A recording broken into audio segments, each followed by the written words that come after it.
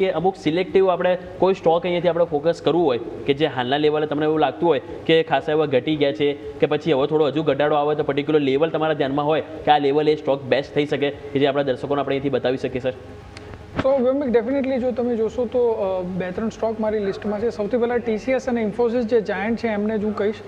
So as of નાવ જ્યારે હું chart study કરી રહ્યો હતો ત્યારે મને લાગતું હતું જ્યારે માર્કેટે એમને સૌથી લોએસ્ટ પી આપ્યા હતા એ હતા 2016થી 18ની જે લો ગ્રોથ સાયકલ હતી એ ટાઈમે, જ્યારે ડિજિટાલાઇઝેશન માટેનું જે ટ્રાન્સમિશન થઈ રહ્યું હતું એ ટાઈમ.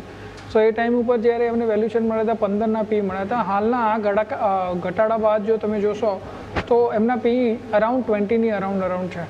તો અહીંયાથી જો બીજા ફર્ધર કરેક્શન આવે છે, આઈ એઝ્યુમ કે અહીંયાથી ઇન્ફોસિસ જો ફરીથી તમને 1200 રૂપિયાની આજુબાજુ મળે છે, TCS તમને વન્સ અગેન 2300-2400ની રેન્જમાં મળે છે, તો it's a best buy I think for the long term. અને અત્યારે જો તમે લઈ શકતા હો તો જે રીતે ટેકનિકલ ચાર્ટ ઉપર જે વસ્તુ બતાવી રહી છે કે જેના કારણે આપણે આજે પણ એ સ્ટોક્સ ઉપર એક શોર્ટ ટર્મ માટે જરૂરથી એક દાવ લગાવી શકીએ, એ છે જેન્સાર ટેકનોલોજી.